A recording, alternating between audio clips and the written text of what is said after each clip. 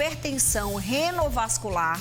Fernandinha, como assim? A gente vai explicar tudo agora no nosso quadro Circulando com Você, roda a vinheta.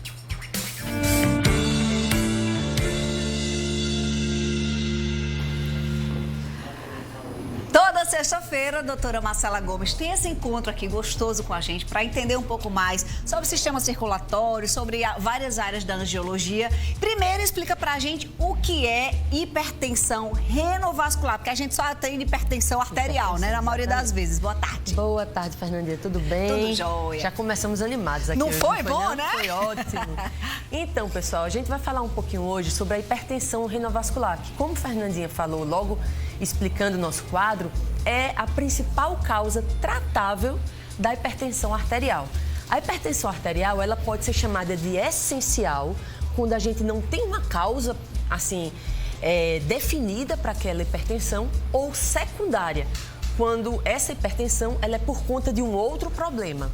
E uma dessas causas que pode levar à hipertensão é a estenose, que seria uma obstrução das artérias ou da artéria principal que leva o sangue da aorta, que a gente já estudou antes, até o rim. Ou seja, quando essa artéria que está aí na figura que vai passar, ela está obstruída, então o sangue não vai chegar no rim, e aí esse rim vai liberar uma substância chamada renina, que por sua vez vai levar à liberação de outras substâncias e que vão levar a um quadro de hipertensão arterial. Na maioria das vezes, 80% dos casos, essa obstrução é como está na figura, por placas de aterosclerose, aquelas placas de gordura, portanto, em pacientes mais velhos.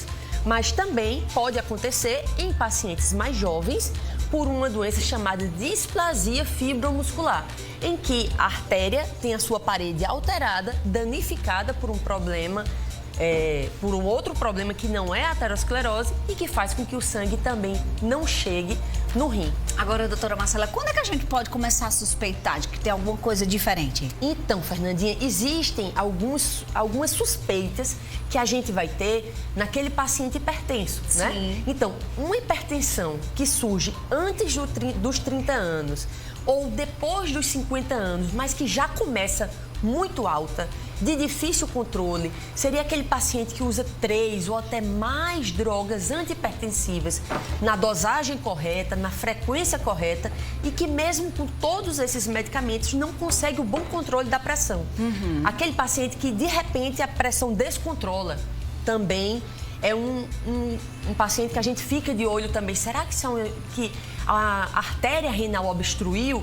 As duas artérias obstruíram?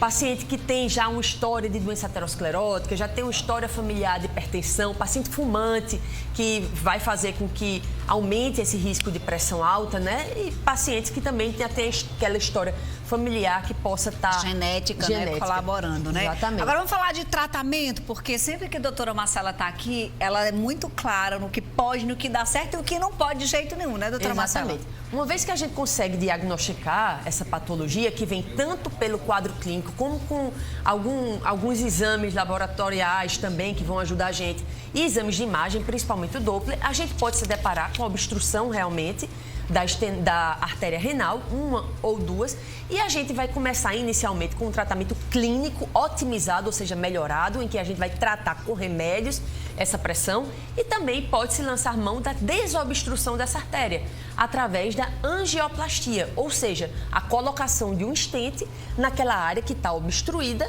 para que o sangue possa voltar a fluir por aquele rim.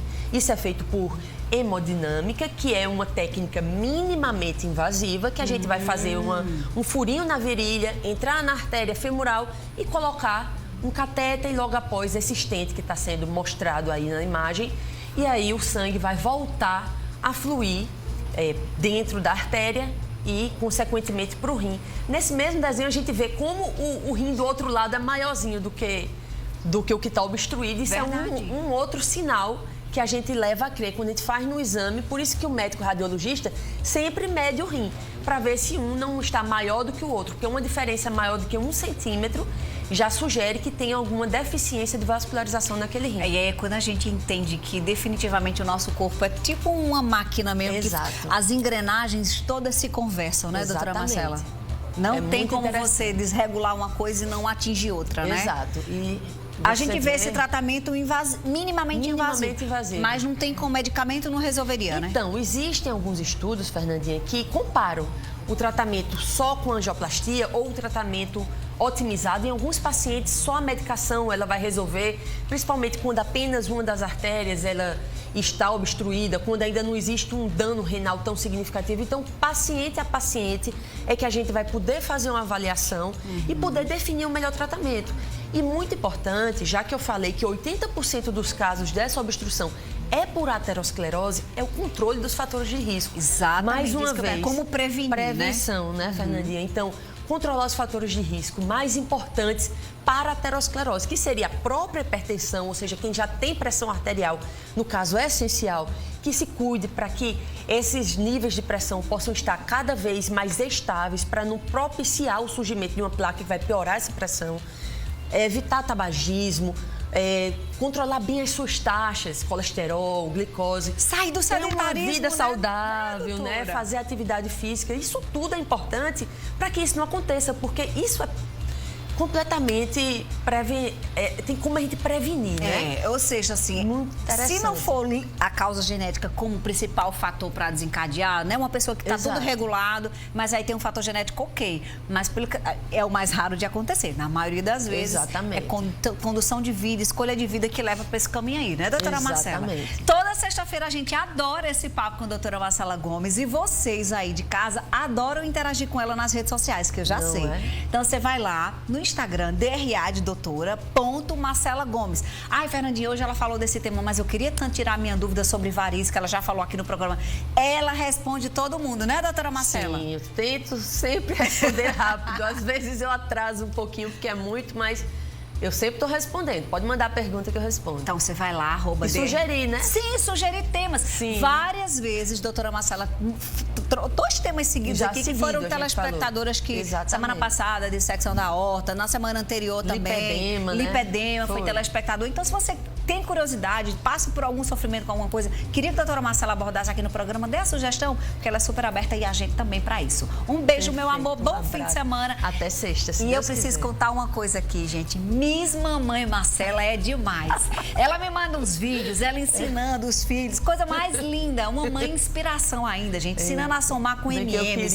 A coisa mais linda, aí ele bota lá 4, ela fica 4 mais 2. Ele separava os M&M's assim, aí depois ele ia com o dedinho 1, 2, 3, 4, 5, coisa mais linda. Parabéns, viu, doutora Marcela? A gente sabe que a vida da medicina não é fácil, mas você não abre mão do seu papel de mãe, isso é muito inspirador. Né? É isso aí.